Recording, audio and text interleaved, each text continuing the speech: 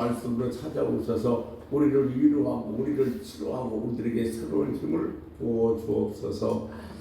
길이요 진리요 생명이신 예수 그리스도 이름으로 기도 올려옵나이다. 아멘. 오늘도 주의 이름으로 환영하고 사랑하고 축복합니다.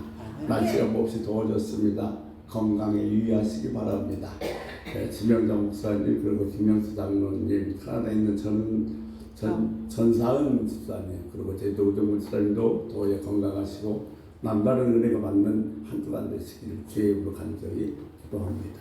아멘. 제가 뭔가 검색하려고 이렇게 핸드폰을 켰는데 탁 튀어나오는 문자가 있습니다. 아멘. 그리고 먹튀. 이게 뭐지? 그래서 제가 다시 자세히 그 내용을 봤습니다. 근데 이런 내용입니다. 주일날 점심시간에 여자 신자 3명이 와서 식당에서 모여서 기도를 하고 아멘하고 식사를 했습니다. 그런데 나갈 때 계산대에서 다 이쑤시개만 하나씩 가져갔지 계산 않고 그냥 나갔다는 겁니다. 그래서 주일이 유튜브에다가 아멘 그리고 먹튀라고 올렸습니다. 근데 그 주인은 그다 이런 댓글을 달았어요. 먼저 왔는데 다른 사람들에게 먼저 줬다고 그러신다면 죄송합니다. 식사값은 꼭 지불해 주시기 바랍니다. 제가 굳이 변명을 한다면 세 사람이 나가다가 서로가 다 각자 계산한 줄 알고 그냥 지나갔다 이렇게 변명할 수밖에 없을 것 같습니다. 그런데 이건 성숙지 못한 신앙입니다. 우리가 신앙이든 인격이든 성숙해야 되는데 성숙하지 못할 때 나뿐만 아니라 다른 사람에게도 피해를 주고 아픔을 주는 겁니다. 저보고 성숙이란 무엇인가 정의를 내리라면 저는 이렇게 말씀드리고 싶습니다. 성숙이란 가지치기다. 우리가 좋은 열매를 맺기 위해서는 쓸데없는 가지를 다 쳐버리는 것처럼 내가 내 인격이 내 신앙이 성숙해지기 위해서는 잘못된 것을 다 쳐버릴 때 비로소 성숙해질 수 있기 때문인 것입니다. 조각가로 유명한 미켈란젤로가 큰 대리석 앞에서 망치와 징을 가지고 저 대리석을 쫓고 있었습니다. 근데 지나가던 한 사람이 이렇게 얘기합니다. 그 귀한 대리석을 이렇게 쪼아서 다 버려버리면 이거 너무 아까운 것 아닙니까? 라고 얘기하자 미켈란젤로가 이렇게 대답합니다. 이 대리석이 쪼아나가야 조각의 모습이 나타나게 되어 있습니다. 여러분, 우리 안에서도 정말로 성품들이 나쁜 것들이 다 쪼개져 나갈 때 비로소 예수 그리스도 형상이 나타날 수 있어지게 되어지는 겁니다. 육체가 커갈 때도 뭘 겪는가 하면 성장통을 겪습니다. 마찬가지로 우리들이 신앙이 성장하기 위해서는 정말 가슴을 찢는 많은 아픔이 있습니다. 그런데 많은 사람들이 이 아픔 때문에 이 아픔이 너무도 고통스러워서 그냥 신앙생활을 하는 경우가 너무도 많이 있다는 겁니다. 그런데 이 고통과 정말 불필요한 것들을 제거할 때 비로소 우리 주님 앞에 제대로 설 수 있게 되어지는 겁니다. 여러분, 지금 저와 여러분에도 고통이 있습니다. 고통 없는 사람은 없습니다. 그러나 중요한 것은 그 고통은 우리들을 무너뜨릴 수 없다는 겁니다. 오히려 더 주님께 가까이 나가게 하는 그런 고통이 되기 때문에 그렇습니다. 오늘 본문을 살펴보기 전에 야고보 1장을 잠깐 정리해 보겠습니다. 야고보서 1장은 한마디로 얘기하면 성숙한 신앙인에 대해서 얘기를 하고 있습니다. 그러면 성숙한 신앙이란 어떤 사람인가 하면 시험을 이기는 사람입니다. 시험을 이긴다 이 말은 뭐냐면 이렇게 얘기하고 있어요. 시험을 이긴다는 사람은 시험을 이렇게 정리해 놓고 있습니다. 시험은 하나님께 내 믿음을 보여줄 기회다. 시험은 하나님의 얼굴을 볼 기회다. 시험은 이기면 축복이다. 이런 정의를 갖고 있는 사람이 시험을 이기는 사람입니다. 두 번째, 자기를 통제할 줄 아는 사람입니다. 그런데 우리는 말하는 것, 듣는 것, 화나는 것을 통제할 수 있어야 됩니다. 우리 모든 어려움과 고난과 또 그리고 정말 우회나 아픔이 어디서 생기냐면 말하는 것 때문에. 들어서 잘못 듣는 것 때문에 내 화난 것 때문에 생기게 됩니다. 그래서 말하는 것, 듣는 것, 화나는 것을 절제를 해야 되는데 우리가 삶을 살아가는데 우리 삶의 사람들을 두 종류로 나눌 수 있습니다. 충동적인 사고를 가진 사람과 사고적 사고를 가진 사람입니다. 그런데 이 반사적 행동이라고 얘기하죠. 반사적 행동과 사고적 행동을 가진 사람. 이걸 좀 더 쉽게 얘기하면 이런 경우입니다. 누군가 내 발을 딱 밟았습니다. 그러면 보편적으로 우리 어떻게 하죠? 솔직히 눈 폼을 달고 다녀? 눈 좀 제대로 보고 다녀 얘기합니다. 이것은 반사적 행동의 사람입니다. 근데 누군가 내 발을 밟았습니다. 그럴 때 그냥 왜 눈을 똑바로 뜨고 다니는 것이 아니라 한번 생각해 보는 거예요. 이 사람이 무엇 때문에 어떻게 해서 내 발을 밟게 됐지? 사람이 상당히 많아서 일부러가 아니라 실수로 내 발을 밟았구나. 그러면 괜찮다고 그 사람을 향해서 이렇게 미소를 보내줄 수 있는 겁니다. 그래서 우리들이 말과 우리들이 듣는 것과 우리의 화를 통제하기 위해서는 사고적 행동을 하는 사람이 되어져야만 하는 것입니다. 성숙한 또한 신앙인은 경건하게 삽니다. 내 경건의 책은 뭐냐면 고아와 과부를 돌보는 것이고 새 속에 물들지 않는 겁니다. 사실 우리는 신앙생활 하지만 새 속에서 살고 있습니다. 근데 둘 중에 하나예요. 내가 세상에 살면서 세상의 영향을 받고 사는가, 아니면 세상에 살면서 나는 세상에 영향을 주고 사는가. 그러니까 우리들이 성숙한 신앙인은 세상에 살면서 세상에 영향을 받는 것이 아니라 세상에 대해서 예수 그리스도의 영향을 주고 사는 사람, 이런 사람 우리는 성숙한 신앙이라고 얘기를 하고 있습니다. 우리 구원은 어떻게 받는 것일까요? 사실 인류가 인류 역사가 쭉 이어오면서 많은 사람들이 현대인이나 원시인이나 이 구원에 대한 관심이 있었습니다. 그래서 지금 모든 종교들은 내가 선한 행동을 해서 내가 착한 행동을 해서 구원을 받을 것으로 생각을 하고 있습니다. 그래서 소위 우리가 지금 아는 모든 종교는 행위 종교입니다. 행위로 하나님 앞에 나가려고 하는데 기독교는 행위 종교가 아니라 은혜의 종교입니다. 내가 뭘 잘해서 내가 착해서 하나님 앞에 가는 것이 아니라 하나님의 은혜로 가는 겁니다.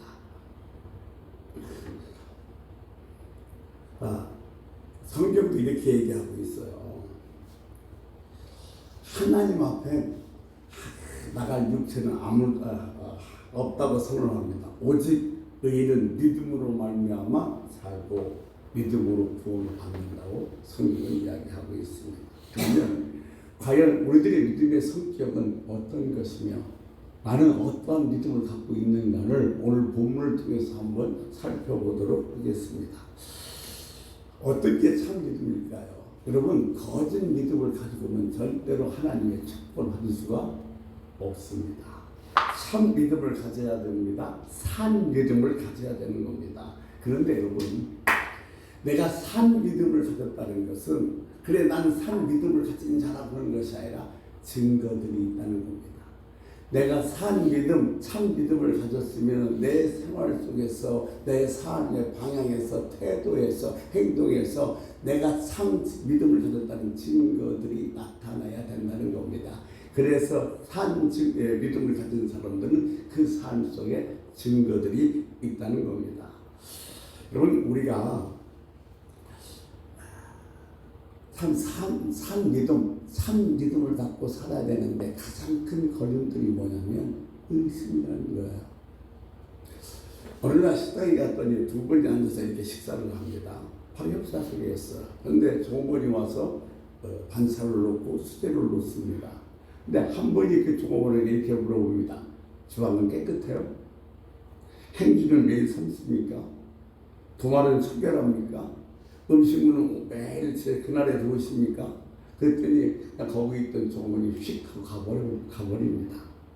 그러자 민망했던 앞에 있던 친구가 그 친구한테 이렇게 말합니다. 그렇게 의심스러운 먹지를 말든지. 그러자 그 친구가 무안하는지 머리를 극적거리면서 그래도 먹기는 먹어야 되겠고. 얼마나 어리석은 짓이에요. 어차피 먹으려면 그냥 믿고 먹어야지. 그거 다 물어본다고 해서 뭐가 나아집니까? 우리들이 어느 정도 어리석냐면 수박 한 통을 샀습니다. 돈을 지불했습니다. 그리고 주인한테 물어봅니다. 이거 진짜 무공의 수박 맞아요? 주인 뭐라고 그러겠어? 사실 우리는 불신의 시대에 살고 있습니다. 불확신 시대에 살고 있어요. 그래서 모든 것을 내가 다 믿을 수도 없고 의심할 수밖에 없지만, 그렇다고 해서 매 식사 때마다 은수저로 시켜서 볼 수도 없고 주방 점검해 볼 수도 없고 믿고 먹는 수밖에 없는 겁니다. 여러분, 의심이 자꾸 쌓이면, 의심이 많으면 그건 병이에요. 소위 의처증이나 의불증을 갖고 있는 사람들이 혹시 상담하러 오면 저는 이런 말씀을 드립니다. 한번 당신의 마음을 점검해 보세요. 내 마음을 점검해 보라니요, 목사님. 지금 당신의 마음의 주인이 누구인지, 나인지, 마귀인지, 주인인지. 내 마음의 주인이 누구요? 마귀나 내가 앉았으면 자꾸 의심하게 만들 수밖에 없습니다. 그러나 내 마음의 주인이 주님이 됐을 때 믿음으로 모든 것을 극복할 수가 있는 것입니다. 여러분, 동서고금을 막론하고 우리들에게 문제가 있습니다. 문제는 없을 수는 없습니다. 근데 문명이 발달하면 발달할수록 더 문제는 많아질 수밖에 없어요. 그 옛날에는 우리들에게 필요한 게 75가지면 됐답니다. 지금은 문명이 발달했기 때문에 우리에게 필요한 것이 200가지가 넘는다는 거예요. 그만큼 필요한 것이 많아졌다는 것은 문제가 많았다는 얘기죠. 일본의 유명한 신학자 우치무라 간조에게 이런 예어가 있습니다. 일본에 몇 개월 동안 비가 안 왔어요. 가뭄이 들었습니다. 그래서 기후제도 지내고 국도 하고 야단 법석입니다. 근데 어느 날 우치무라 간조 집에서 아침 식사를 하면서 우치무라 간조가 식사 기도를 합니다. 쭉 하다가 마지막에 이렇게 마무리를 합니다. 하나님 비 좀 주십시오. 오늘도 비가 꼭 올 줄로 믿습니다. 예수님의 이름으로 기도합니다. 아멘. 식사가 끝났습니다. 다들 이제 집 밖으로 나갑니다. 중학교 3학년짜리 큰애, 그리고 초등학교 6학년짜리 둘째, 그리고 24살 먹은 부모도 다 다녀오신다고 나갑니다. 그런데 초등학교 3학년짜리 막내가 우치무라 간조에게 와서 이렇게 얘기합니다. 아버지, 우산 주셔야죠. 그저 우치무라 간조가 날씨가 이렇게 화창한데 무슨 우산이야? 아들이 이렇게 대답합니다. 오늘 아버지께서 기도하실 때 비가 꼭 오실 줄로 믿습니다. 그랬지 않습니까? 오늘 비가 틀림없이 오니까 우산이 필요하다는 거죠. 우치무라 간조는 속으로 아차했습니다. 내 믿음은 거짓 믿음이구나. 이 작은 아이 믿음이 참 믿음이구나. 저는 그래서 이런 얘기합니다. 김치국 감사. 내가 아직 기도를 해서 내가 하나님이 그렇게 주시옵소서 아멘 했으면 된 줄로 믿고 김치국 감사하는 거예요. 근데 오늘 여기 실제로 죽은 믿음의 실체를 보여주고 있는데, 그것이 오늘 본문에 나오는 14절에서 16절까지 이야기입니다. 자, 내 형제들아, 만일 사람이 믿음이 있노라 하고 행함이 없으면 무슨 이익이 있으리요? 그 믿음이 자기를 구원하겠느냐? 만일 형제나 자매가 헐벗고 일과 양식이 없는데 너희 중에 누구든지 그에게 평안히 가라, 덥게 하라, 배부르게 하여 그 몸에 쓸 것을 주지 아니하면 무슨 이익이 있냐는 겁니다. 이 말을 한마디로 정의하면 행함 없는 믿음은 뭐요? 죽은 믿음이라는 겁니다. 우리 모두는 형제와 자매로 부름받았습니다. 하나님이 아버지입니다. 그러면 서로 돕는 것은 당연한 겁니다. 그런데 그런 증거가 없단 말이죠. 난 믿음은 있어요. 내가 예수 믿어서 천국 가는 자 믿음은 있어요. 그런데 내가 산 믿음으로 산 증거들이 없다는 거예요. 이건 거짓 믿음이라는 겁니다. 내가 정말 믿음을 가졌으면 내 삶 속에서 그렇게 참 믿음으로 산 증거들이 있어야 된다는 거예요. 헐벗은 사람을 도와주고 고아를 돌보고 이런 산 믿음들이 있어야 된다는 거죠. 우리는 입으로만 하는 신앙이 아닙니다. 우리는 말끝마다 예수를 얘기하지만 내 삶에서 그렇게 살지 못하고 있다면 그것은 헛된 믿음이요 죽은 믿음이라는 것입니다. 여러분, 밖으로 표현되지 못하면, 내가 내 믿음이 밖으로 표현되지 못한다 그런다면 그것은 헛된 믿음이요 허망한 믿음인 것입니다. 그러니까 사실 우리가 가지고 있는 믿음도 어찌 보면 밖으로 그 믿음이 표현되지 않다면 헛된 믿음이고 허망한 믿음일 수 있다는 겁니다. 그런데 나는 지금도 그 믿음을 가지고 참 믿음이 좋다고 생각하면서 살고 있는 것은 아닌지 한번 생각해 봐야 된다는 것입니다. 그러니까 이런 믿음은 하나님 보시기에 아름답지 못하기 때문에 절대로 축복과 은혜를 받을 수가 없게 되는 것입니다. 우리는 이 죽은 믿음, 허탄한 믿음은 버려야 됩니다. 내 믿음은 산 믿음이요 이웃을 도와주는 것, 다른 사람을 살리는 것이 밖으로 표현되지 못한다면, 그런 증거들이 내 삶으로 채워지지 못하고 있다면 내 믿음은 허망한 것이요 허탄한 것이라는 겁니다. 우리는 산 믿음, 즉 내 믿음이 밖으로 표현되는 그런 삶을 가지고 앞으로 전진해야 됩니다. 이게 우리들이 신앙생활이라는 거죠. 밖으로 믿음이 표현되는 사람들은 한결같이 다 주님의 기적과 은혜를 체험한 사람들입니다. 그러니까 여러분의 이 믿음이 밖으로 표현될 수 있는 은혜가 있길 주의 이름으로 소원합니다. 보세요. 예수님 앞에 나왔던 사람들은 한결같이 자기 믿음이 밖으로 표현됐던 사람입니다. 거짓 받으며 얻어고요. 다윗 자손 예수 나를 불쌍히 여겨주옵소서라고 자기 믿음이 밖으로 표현됐게 그는 눈을 떴고, 문둥병 환자도 주님이 하나님의 아들이면 나를 낫게 하실 수 있습니다. 그 믿음이 표현돼서 결국 그것도 눈을 뜨게 되었다는 겁니다.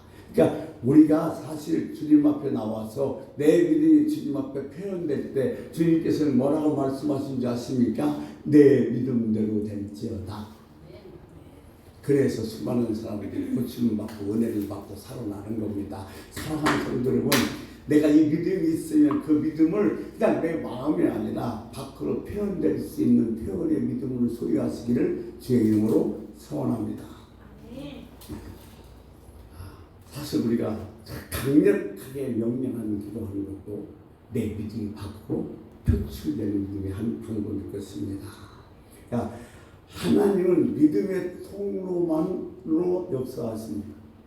하나님은 믿음만 가지고 보시는 거예요. 그러므로 말미암아 우리 믿음이 밖으로 표현되지 않으면 절대로 하나님의 은혜, 지적, 축복을 받을 수 없다는 사실 우리는 꼭 기억해야만 되는 것입니다. 그러면 여러분 믿음은 살아있으십니까?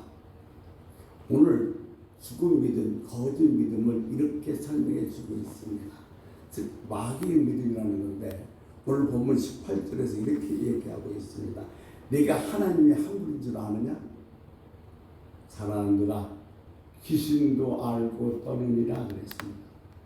여러분 이 마귀의 믿음, 헛된 믿음은 뭐냐면 지식의 믿음입니다. 마가복음 5장 7절에 보면 예수님이 사역을 시작했을 때 예수님이 메시아 하나님의 아들이라는 것을 아는 사람은 아무도 없었습니다. 그런데 누가 하라고 그러냐? 귀신이 하라고 합니다. 지극히 높으신 하나님의 아들 예수님이요 나와 무슨 상관이 있나이까? 그러니까 아무도 몰라봤는데 누구만 알아봤어요? 귀신만 알아봤어요. 근데 귀신은 예수님이 누구인지 아는 지식 갖고 있어요. 하나님의 아들이에요. 삼위일체도 알고 있는 겁니다. 그것도 누가복음 8장 31절에 보면 예수를 만난 귀신이 뭐라고 말합니까? 이렇게 말합니다. 나를 무적갱이에 들어가게 하지 말게 해달라고 얘기합니다. 이게 마귀는 뭐도 알고 있는 거예요? 지옥도 있다는 것을 알고 있습니다.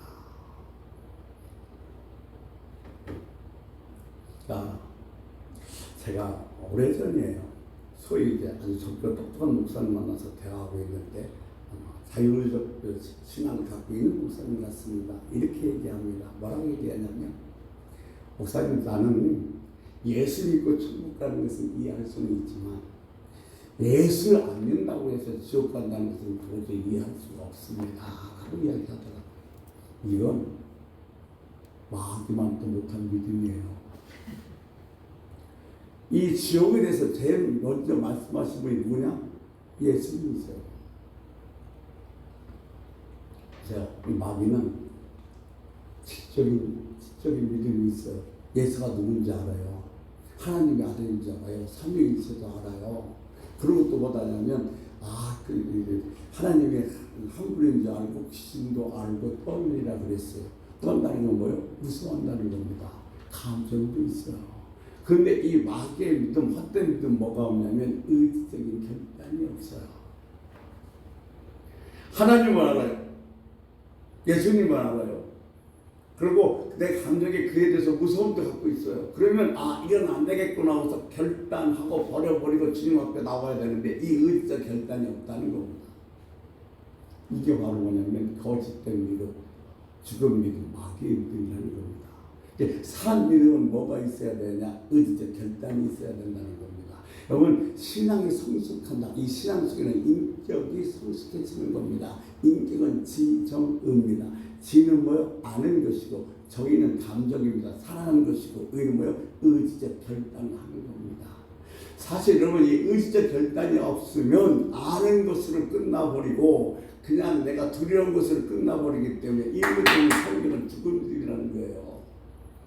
예수님이 누군지 알면, 하나님이 뭐라고 말씀하셨는지 내가 알면 의지적으로 결단하고 그로 돌아서고 택해야 된다는 겁니다. 어떤 분이 이 믿음을 결혼에 대해서 비유해서 얘기한 분이 있어요. 자, 어떤 여자를 만났어요. 그러면 보통 그분 여자가 어떤 사람인지, 성격은 어떤지, 뭘 좋아하는지, 또 그리고 취미는 뭔지 다 알아봅니다. 그러고 참 그 여자가 좋아졌어요. 옆에 앉았기만 해도 너무 행복해요.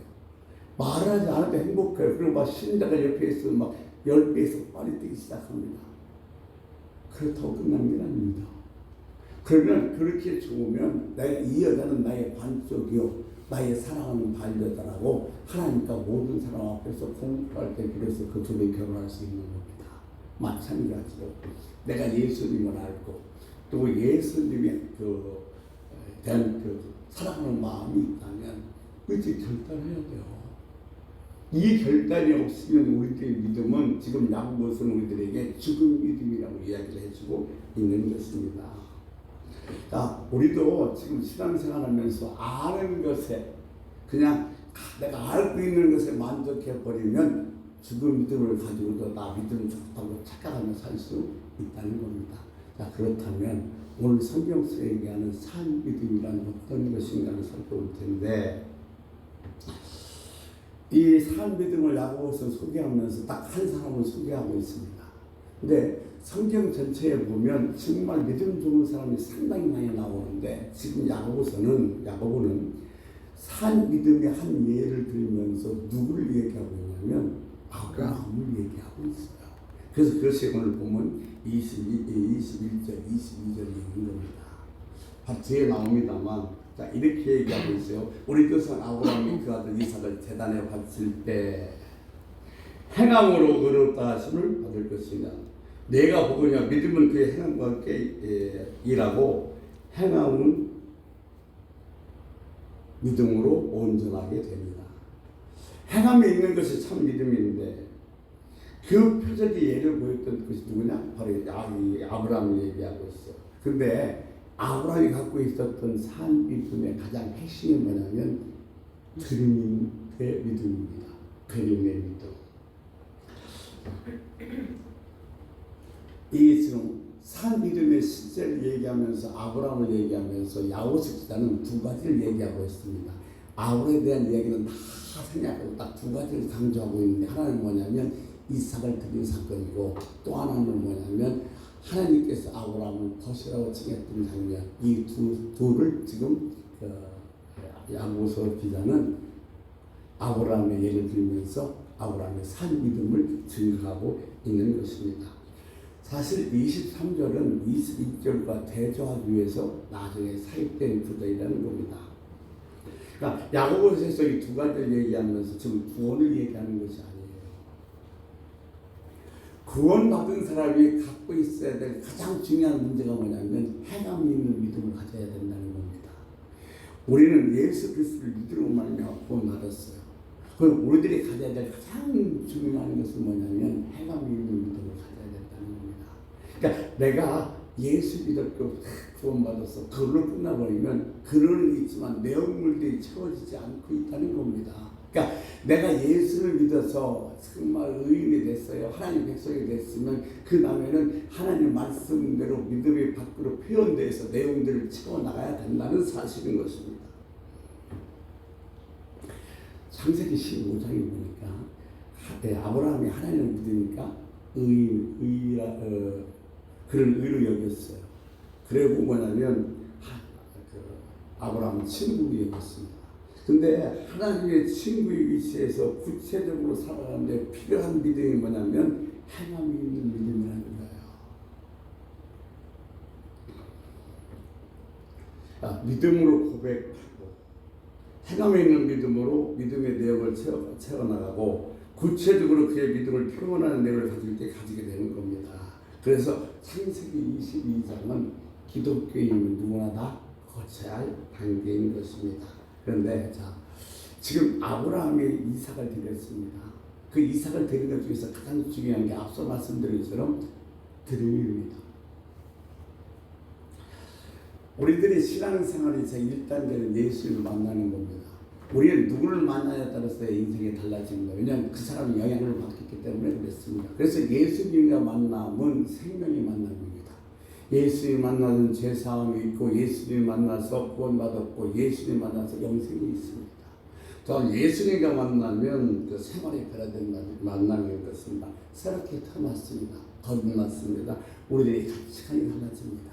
우리는 청지라는 사실을 알게 되죠. 세 번째, 예수님과 만나면 세계의 목적과 사역의 내용이 달라지는 겁니다.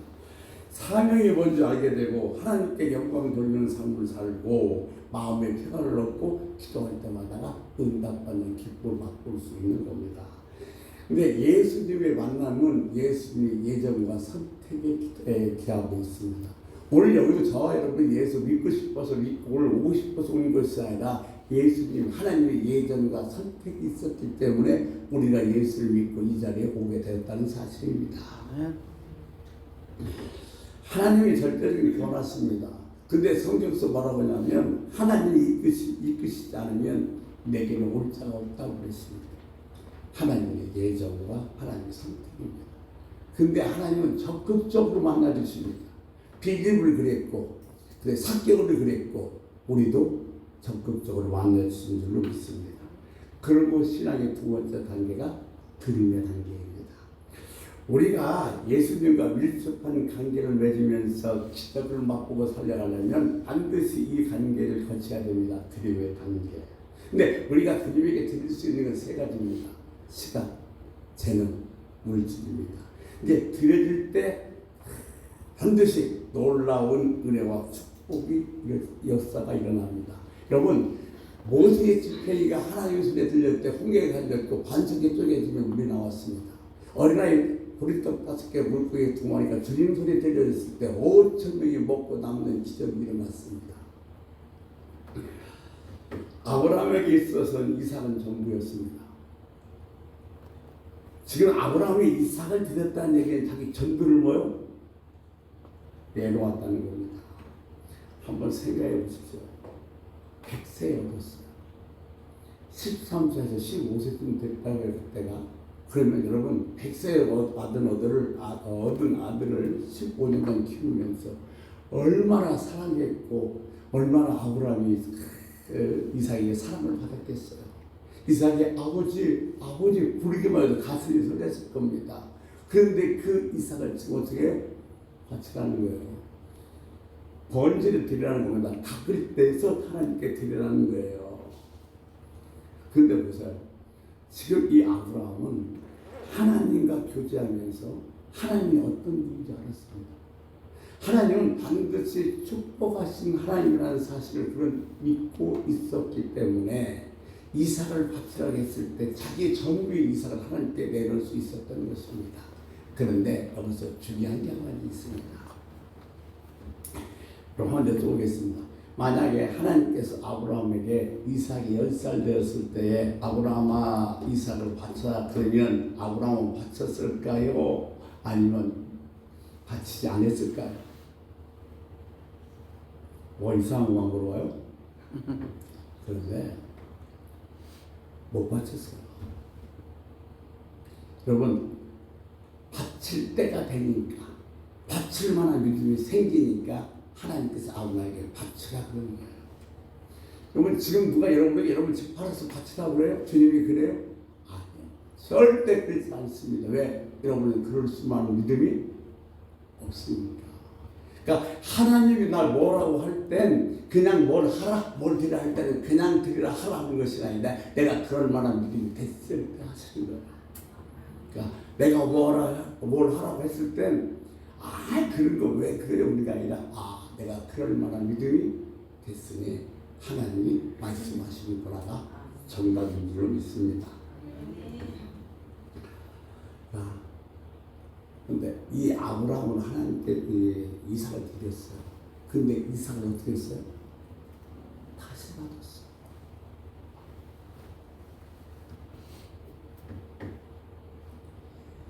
참 중요해요. 여러분, 아브라함은 이삭을 바칠 때 하나님이 다시 돌려줄 줄 알았어요. 그런 확고한 믿음이 있었어요. 그러니까 아무 미련 없이 이삭을 드렸던 겁니다. 하나님께서 받을 만한 믿음이 있을 때, 바칠 만한 믿음이 있을 때 바치라고 하시는 거예요. 축복이라는 것은 드림의 가정과 고통의 가정을 거치지 않고 절대로 축복이 있을 수가 없습니다. 아브라함의 믿음을 정말 히브리서 기자는 지상하게 표현했어요. 이게 아브라함의 믿음이라고. 히브리서 11장 19절에 히브리서 기자가 이 아브라함의 믿음을 어떻게 표현했는지 같이 한번 읽겠습니다. 히브리서 11장 19절입니다. 들어주세요. 그가 하나님이 능히 이삭을 죽은 자 가운데서 다시 살리실 줄로 생각한지라 비유컨대 그를 죽은 자 가운데서 도로 받은 것이니라. 미래의 소망을 하며 드리는 아브라함의 모습을 볼 수 있어요. 죽은 자 가운데서 도로 받을 것이다. 미래를 소망하면서 드렸던 아브라함의 믿음을 볼 수가 있습니다. 그러면 아브라함이 이렇게 생각하게 된 동기가 있는데 그 동기가 뭐냐면 하나님께서 아브라함에게 뭐라고 말씀하셨냐면 내 자손이 하늘의 별수처럼 바다의 모래수처럼 많을 것이라고 했습니다. 근데 그 수많은 후손은 누굴 통해서? 이삭을 통해서 그렇죠. 그러니까 이삭이 없으면 그 하나님의 약속이 이루어지지 않아. 그러니까 하나님의 약속은 반드시 이루어지니까 하나님이 내가 이삭을 드려도 다시 이삭을 돌려주어서 그 약속을 이루어질 것을 아브라함을 믿었고 알았기 때문에 이삭을 드릴 수가 있었던 것입니다. 여러분, 이 이삭을 다시 받는 과정을 통해서 이렇게 여러분들이 이런 교훈을 얻을 수가 있어요. 드림의 단계는 나를 완전히 십자가에 못 박고 하나님을 믿고 온전한 믿음을 갖추면 나의 모든 것, 나의 시간이 됐든 재능이 됐든 물질이 됐든 다 드릴 수가 있는 거예요. 그럴 때 하나님께서 어떻게 한다고요? 다시 주셔요. 저는 이런 얘기도 합니다. 하나님은 받으시고 입을 쓰신 적이 한 번도 없으세요. 내가 시간을 들였던, 내가 봉사를 했던, 내가 어떤 헌신을 했던, 내 재능을 드렸던, 물질을 드렸던 하나님은 받으시고 한 번도 입을 쓰신 적이 없어. 아멘. 반드시 돌려드려요. 어떤 분이 그런 말씀하시더라고요. 이 십자가가 보라스라고. 그래서 하나님께서는 돌려주실 때 반드시 어떻게? 더해서 돌려주신다. 여러분, 이 확고한 믿음이 있으면 드리지 말라 해도 드리고 싶고 환장한 거예요. 왜? 돌려주신 하나님이 있으니까. 저 오늘 제 얘기한 거로 말씀 정리할게요. 자, 오래전에 송탄에서 옷가게 했습니다. 한 30평짜리 했었는데 그때도 신앙생활을 그럭저럭 했는데 신앙이 조금 들어가니까 뭐가 문제냐면 주일 성수가 문제예요. 주일날 조금 다녀야 되는데 근데 이 송탄은 금, 토요일 날은 노는 술집이 손님이 많고 이 주일날은 아주 늦고 상가가 손님이 많습니다. 근데 주일날이 피크입니다. 그러니까 주일날 문을 닫을 수가 없는 거예요. 근데 내가 조금 신앙이 들어가니까 그것이 마음에 걸리는 거예요. 그래서 어떻게 했냐면 가게에서 일하는 자매가 둘이 있었는데 자매만 주일날 나가서 일하게 하고 우리는 자매들을 주일날 가게 안 나갔어요. 눈 감고 아웅하는 식이죠. 그것도 그냥 반쪽은 지킨다는 기분으로. 근데 어느 날 그것이 마음에 걸려서 결단을 했습니다. 내일부터 우리도 주일 성수한다. 딱 마음을 먹고 오늘 이제 문을 닫으려고 하는데 다 늦게 미군 여자 장교 소령이 들어왔어요. 그래서 물건을 사는데 상당히 많이 삽니다. 그러면서 이렇게 묻습니다. 내일 몇 시에 문 열어요? 내 욕심에 물건 많이 산다고 또 내일 많이 산다고 그랬으니까 오는 시간에 잠깐 문 열었다 닫으면 되겠다 싶어서 내일 몇 시에 오실 건데요? 물었어요. 근데 10시 반에서 11시 사이에 온대요. 근데 그 순간 내 입에 딱 스치는 것이 뭐냐, 이게 바로 사단의 역사다. 그리고 싹 문을 내리고 가게 그 문에다 써붙였습니다. 주일은 쉽니다. 주일을 드렸더니 기가 막힌 것은 하나님이 더하여 주시는데 6일을 더하여 주시더라고요. 어느 것이 낫습니까? 사랑하는 성도들은 들면 반드시 더해서 주신 하나님, 정말 감사하죠. 그것도 내 거 아니야. 사실은 주님 거야. 하나님 거. 근데 그걸 드렸는데 그것이 기뻐서 기뻐하시고 더해 주신다. 그것이 하나님 거다. 내 거 아니잖아요. 아멘. 주님 거잖아요. 근데 돌려드리는데 전혀 미련이 없어야 돼요. 그러니까 우리는 자꾸 어떻게 살아요? 주님 것을 내 것이라고 우기며 살아요. 내 거니까 못 드려. 우리 오늘 결단했으면 좋겠어요. 주님 것이 아니라 내 것이 아니라 주님 것이다. 우리 주님 것을 내 것이라고 찬양 부르고 결단 기도하고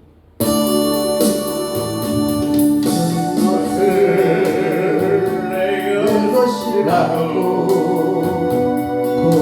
고집하며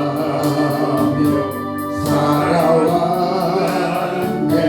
그동안 자녀들까지 주님 것을 내 것이라고 아버지여 참는 저를 용서하여 주옵소서.